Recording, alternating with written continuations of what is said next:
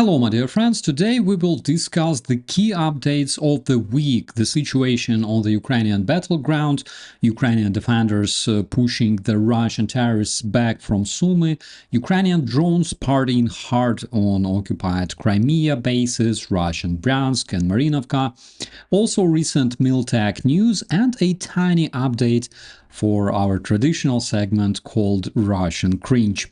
You're watching the Frontline Focus. I'm operator Starsky. Let's roll. This weekend, Russia launched its biggest strike of the war so far. Over 500 missiles and drones hit Ukrainian targets, civilian infrastructure between June 28 and 29. They sent hundreds of Shahed drones, Kinjal, Iskander ballistic missiles, as well as cruise missiles like Ha-101, Caliber, and more. Ukraine's air defense did impressively well, downing almost all drones, several cruise and ballistic missiles, but no Kinjal missiles were shot down this time. A Ukrainian F-16 pilot lost his life defending the skies. According to what we know, he managed to intercept a number of targets before his aircraft received a damage that was caused by either a close blast or a debris. On the front line, Ukraine made gains near Chasiv Yar and pushed deeper into northern Sumy Oblast. It's a solid indication that Russian summer offensive is failing due to the shortage of vehicles and weaponry. President Zelensky is calling urgently for stronger air defenses and says that Ukraine is looking to buy Patriot missiles. The US President Trump talked to Zelensky recently about delivering those systems to Ukraine, so there is a tiny chance that Ukraine will be able to actually get those again from the United States. If you ask me, I'm not extremely optimistic about it, but there's still a chance. On the night of June 27, Ukraine pulled off a precision drone raid at terror Russian Marynivka airfield, that is in Volgograd Oblast, about 900 kilometers from Moscow. Satellite imagery from June 29 confirms that two Russian Su-34 bombers were completely wrecked and two more badly damaged, with a huge blast crater signaling that the munition went off under the wings. So what happened there? Basically, Ukrainian security service, the legendary SBU, together with special ops, used long-range drones and effectively grounded that whole collection of modern Russian Su-34s. In addition to all that, on the night of June 27-28, Ukraine's SBU rolled out its drone brigade on Kirovska airfield in Crimea. The result, a crispy Panzer S-1 air defense system, plus 3 Russian helicopters, Mi-8, Mi-26, and Mi-28. All that turned into expensive Russian scrap metal. The drones blitzed air defense setups, ammo dumps, scout and attack UAV storage, basically hitting everything the Russian invaders left lying around. Later, the night lit up one more time with secondary detonations from the cooking Russian ammo, as well as fuel left in the wake of the strike. Let's just say the Russians got an extra fireworks show absolutely for free. Also on June 28, Ukraine's drones paid a friendly visit to the terror Russian missile and rocket storage in Bryansk. The General Staff of Ukraine confirmed that the target was hit. Fire confirmed. Russians panicking. Locals heard secondary explosions.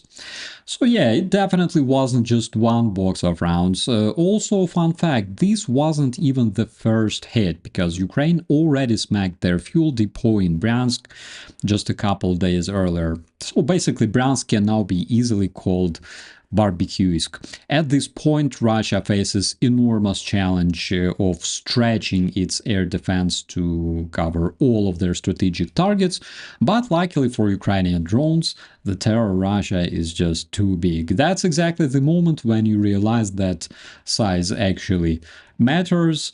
only not the way you imagined. And speaking of Russian aircraft, check this out. The Russian terrorists invested $1 billion into expanding their strategic aviation factory. That is basically where they produce their Tu-160 bombers and modernized the Tu-22. According to the satellite data, we can see new buildings emerging on the territory as big as 19,000 square meters. Despite that, in 2023, Russian terrorists only managed to complete as much as 2 airplanes, because Russia is a military superpower. Don't forget about that. The experts suggest that Russia is facing difficulties with parts and personnel, meaning that Russian terrorists literally cannot produce parts to build their own strategic aviation and have no manpower to pack whatever parts they have, because the Russian men are being slaughtered in the meat assaults in Ukraine. That's basically all you need to know about the Russian management. Russian terrorists now have amazing smartwatches that signalize incoming FPV drones, basically just like a weather app, except this one doesn't tell you if it's going to rain.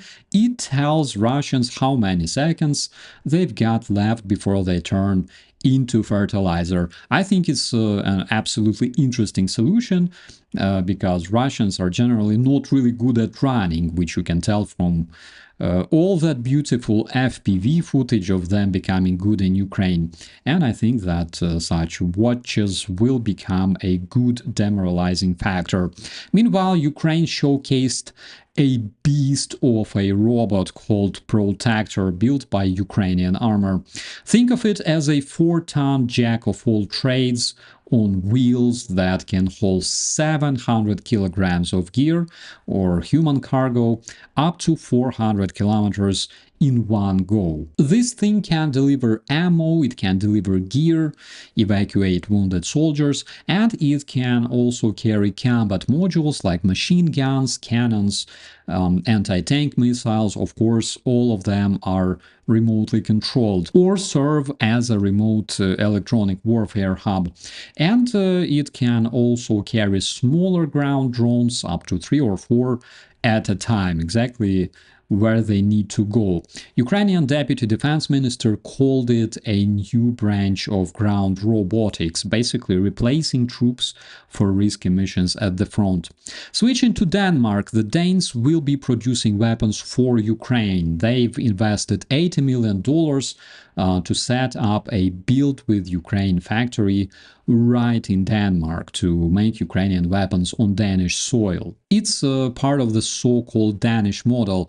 Just so you could understand, year 2024 saw nearly 600 million euros of Ukrainian-made weapons delivered thanks to this model, and now they're ramping up with 428 million euros embarked for 2025 under the same plan. Meanwhile, the UK is sending Ukraine 350 SRAM surface-to-air missiles worth £70 million.